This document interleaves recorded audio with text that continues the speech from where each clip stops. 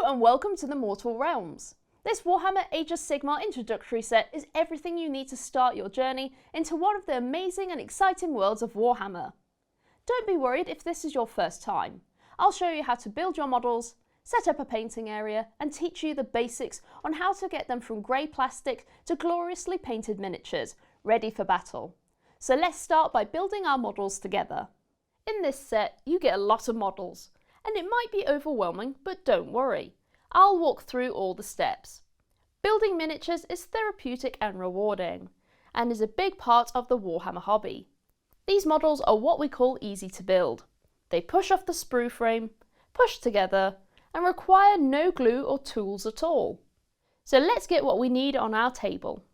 You get 5 Stormcast Eternal Liberators, armoured warriors of the God King Sigmar, and their mighty hammers and shields. You also get 20 Skaven Clanrats, skittering and deadly creatures with different weapons, and one even has a banner. Now you know what you have, let's start building one of those Liberators.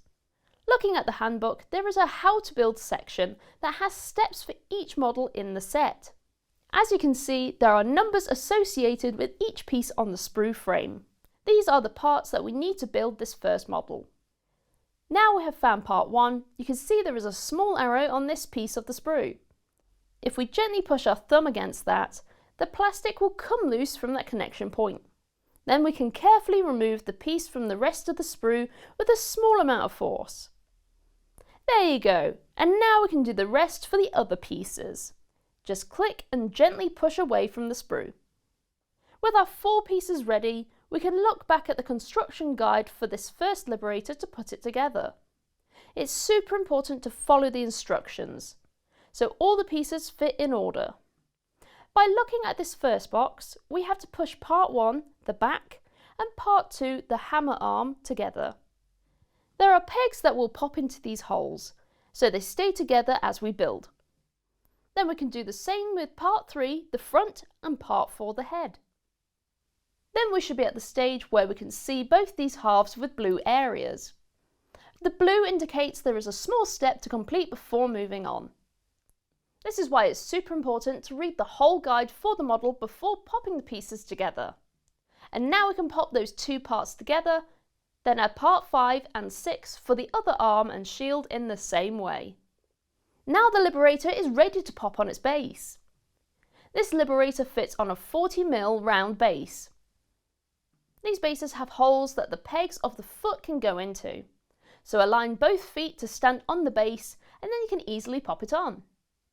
You can see there are small pieces of scenery to fill the spare hole, so just pop that in the hole too. Well done, you just built your first miniature. Now you can keep going and use the same techniques to build the other 4 Liberators, following their guide. When it comes to the Skaven, it's the same story. These smaller models may have less pieces, but they have thinner parts, so be really careful when pushing them off the sprue. All the Skaven fit on the 25mm bases once you have built each model. Now you can see how much character these Clanrats have. The leader has this massive blade, and the musician has a little bell. Once you have all your models built and popped on their bases, you have the start of 2 fighting forces, ready to paint. But first we need to set up our painting area. A simple but well set up painting area makes life so much easier, especially when it's your first time painting. Make sure you've got a hard, stable surface to paint on, just like the table we built our models on, and a covering for it to prevent any damage in the event of a paint spillage. Don't worry, we've all done it. Something like an old newspaper is really helpful. I've got this cutting mat to cover mine. It's also handy to have some paper towels to dry off your brush and clear up any of those little spills. You'll also need some clean water. An old jam jar or cup filled will do just fine. I'll be using a Citadel colour water pot for mine. Finally, we need something to use as a palette. An old plate or piece of cardboard will work just fine if you don't have a Citadel colour paint pad like I have here. Also, keep the handbook nearby. It has lots of tips and basics on painting too. We'll also need a good light to paint in. So if it's daytime, make sure you have a lot of natural light. So if you have a lamp, that will help you see all the details as you paint. Great, now we're set up, we are ready to paint our models together. Painting is a key part of the Warhammer hobby. Some hobbyists paint to make their battles feel more immersive. Others paint to unwind and relax, while some fans want to turn each of their models into a work of art. To get these models painted, I'll show you the basic techniques and steps to get these plain grey models to a bright and bold miniature ready to play with. So we'll start with the Stormcast Eternals. Before we start any painting, we'll learn one of the fundamentals: thinning your paints ready for application. This is the most important thing you need to know, no matter how new or experienced you are at the hobby. So we'll take our pot of Retributor Armour, our gold colour, and give it a good shake before opening. This makes sure that all the pigment is fully mixed, so we get a great colour all over once it's dried. Then we'll open the pot all the way till the tab clicks in place, holding our paint open ready for use. Now we'll take our starter brush in hand, making sure that we're comfortable with how we hold it. Sometimes like a pen, with your fingers just behind the metal tube, holding the bristles of the brush. Then we'll use our brush to scoop a little of the paint out of the small reservoir in the lid. Then we'll pop our paint on our palette of choice, making sure that we get most of it off the brush at this point, but keep it neat and all together in a small puddle. Now we can thin our paint down with a drop of water.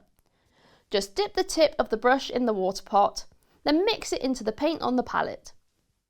Just take your time to gently mix it all together. Then you should notice the paint flows much smoother instantly. If not, just add a little bit more water. We don't want to add too much though, or it won't sit on a model. If you do thin it too much, then add a little bit more paint. If you apply too much paint, it will dry with a lumpy finish, and we don't want that. Then we'll quickly clean off our brush so it's neat and all the bristles will stay together for longer. That's why keeping paint out of that metal tube called the ferrule is important. Any dried paint in there will damage the brush. Drying your brush is also important too. This makes sure that you don't add any additional water into your mix. So use that paper towel every time you clean your brush. Amazing! Now your paint is ready to use. I'll teach you the first step in painting your models: undercoating.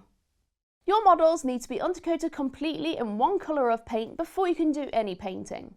It is a strong foundation that all the other colours will stick to and build up on to create some amazing looking models. To start undercoating, we'll load some of our thinned Retributor Armour onto our brush. When loading your brush, load the bristles no more than halfway, as it's seen here. Load up the brush with a small amount of paint from your palette each time. Then get your Liberator Prime model to undercoat. Here's the leader with the plume on his helmet. Just hold him by the base.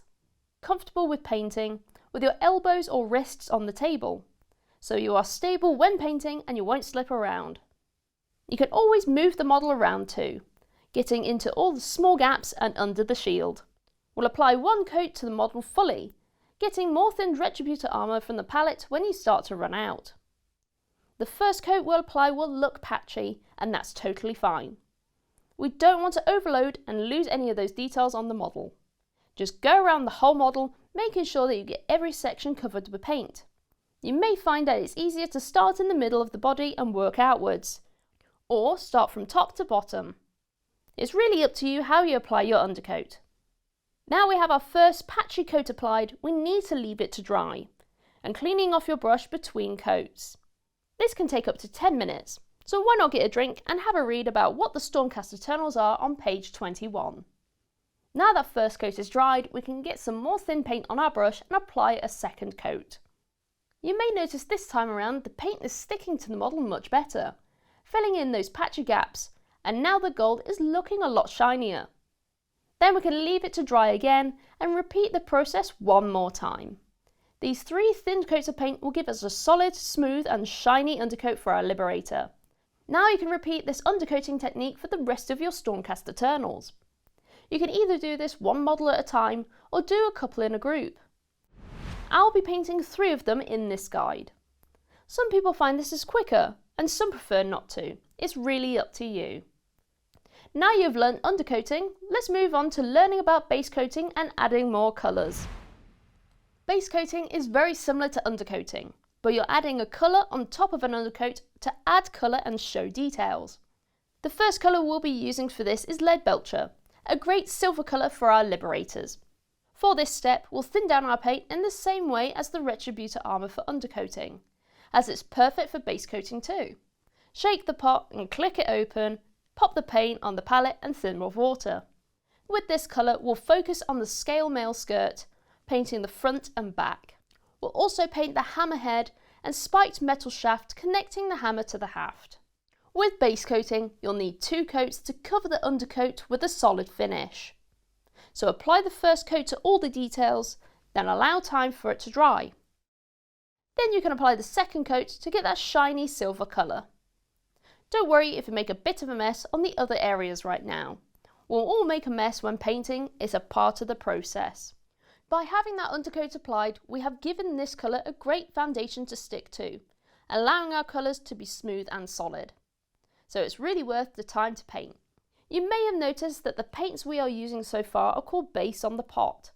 This is a type of Citadel colour paint designed for thinning down and used for undercoating and base coating, as they have a lot of pigment that give us these solid coats.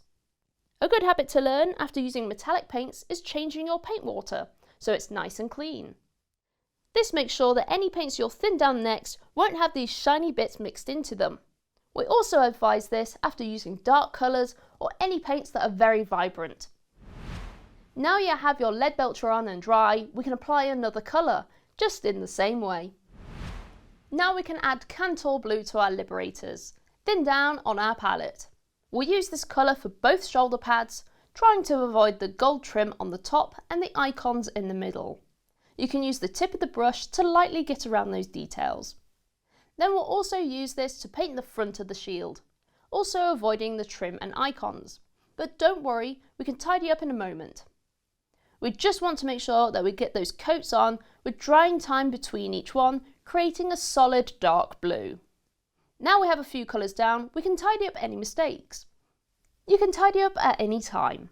Some people like to do it after every stage, but you do risk adding too much paint to a model. It's best to do it either after a few paints or right at the end of the base coating stage. To tidy up and fix mistakes, we just need to apply some thinned colour back over. For example, I got a bit of Kantor Blue on the trim of the shield, so I'll thin down some Retributor Armour and apply a small amount over the blue.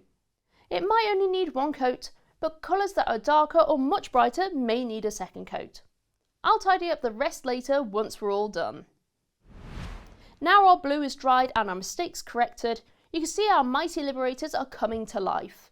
So let's keep going with a few more colours. Now you're getting the hang of base coating, we'll power through our last colours of our Liberator.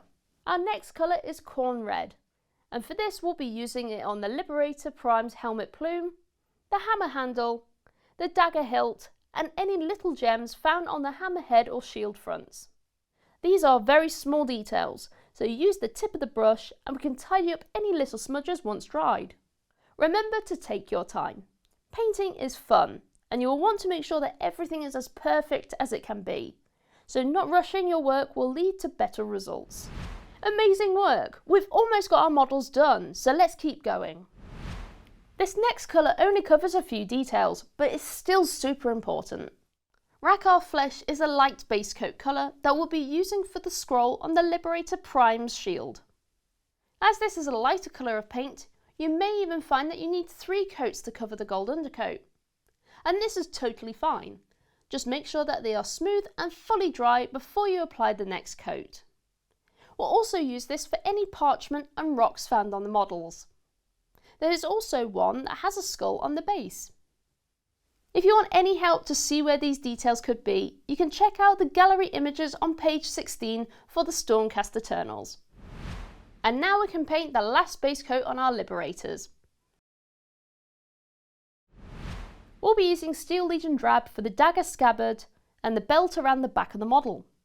We just want to avoid the gold details on the ends of the scabbard and the dagger itself. If there's any dirt around the rocks, we can paint that too. Then we can also paint the shield strap around the arm and the front of the belt if you can. Seeing they are very small details and there is a lot of gold around them, you can always tidy back up once it's dried with Retributor Armour again. This is the best time to tidy up any of our colours, so tidy up those icons on the shield, the metal belt buckles and those tiny gems too. It's best to tidy up once you have all your base coats down in place, and tidying up all at once. But it's really up to you when you do this. Just remember to take your time, keep the paint in the tip of the brush, and you'll be done in no time at all. And don't worry if the base is a bit messy, we have an extra step towards the end of the video to fix that. And there we are, you just completed your first Stormcast Eternal Liberators. You should be really proud of what you've achieved just in 6 colours. You have mastered the basics of undercoating and base coating, enjoying the journey along the way. You can copy these steps over for the rest of your Liberators, so they can be ready for battle against the enemies of Sigmar. Talking about the enemies of Sigmar, we'll be looking at painting the Skaven next. And with what we have learnt from our Liberators, we'll have all the skills and knowledge that we need to make this a whole lot easier and quicker. For the Verminous Ratmen, I'll be painting the Claw Leader, Standard Bearer and Musician, but you can paint any amount in this sitting, it's really up to you. Remember, you have a lot of models, like 20 Clanrats to paint, so it's a lot easier if you break them up into smaller batches. 5 is a great number once you are happy with your paint scheme. Right, let's get started. The first thing we need to do is undercoat our Skaven with Rakarth Flesh. We'll be undercoating these miniatures in exactly the same way as the Liberators. We'll thin down our paint with fresh clean water so it's not too thick or too thin, and apply it to the models, making sure that we get into all the recesses and gaps. Then we'll leave that coat to dry and do the same thing with our 2 other Clanrats, or how many you're painting this time around. Then we can repeat the process 2 more times. Then we should have our Skaven undercoated with a smooth but solid colour. This will act as our sticking point for the rest of our colours, but actually it's the main colour for the skin and fur of the Skavens automatically. Remember to still take your time, even if you are excited and want to keep going. Patience is as important as practice when it comes to painting.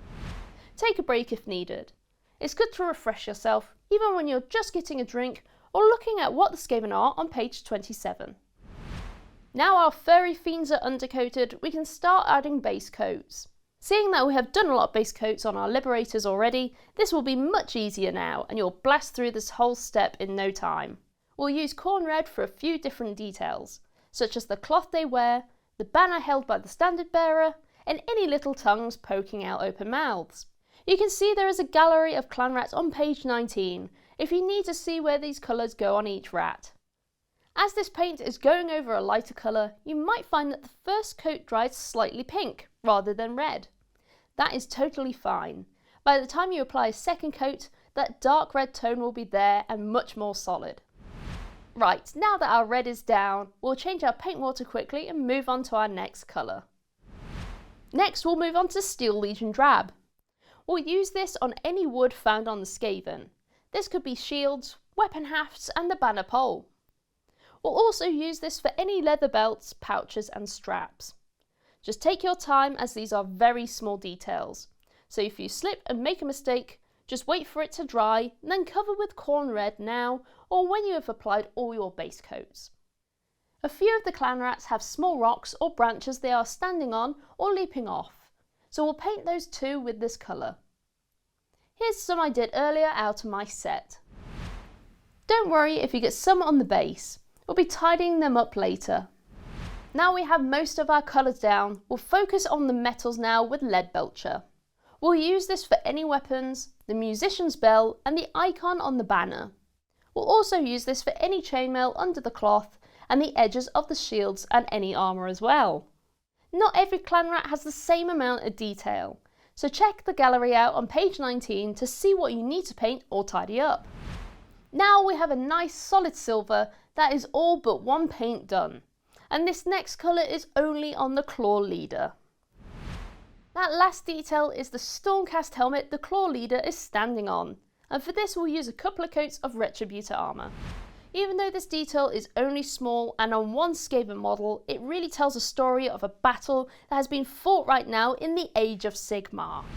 And with that last paint dry, our Skaven Clanrats are now done.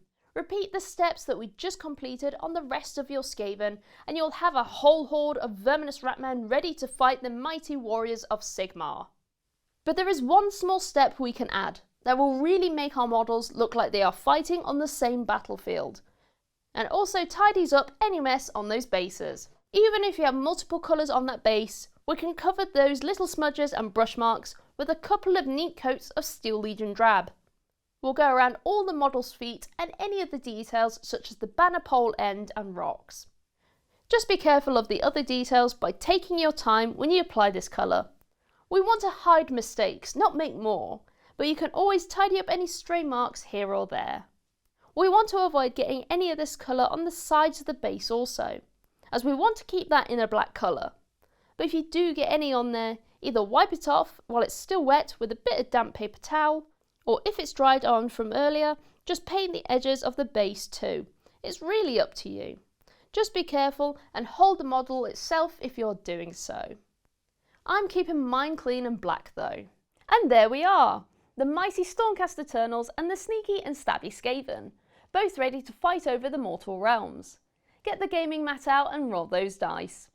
Even with a few paints and a bit of time, we got all these models from grey plastic into amazingly coloured characters. You learn to master the basics. Now you can take your painting even higher by learning even more.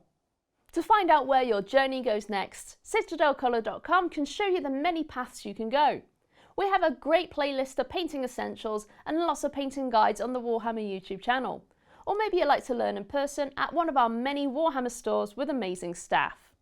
Wherever your Warhammer journey goes next, it's always going to be a blast. I hope you enjoyed this video and painting your models, and we hope to see you again soon. Bye bye!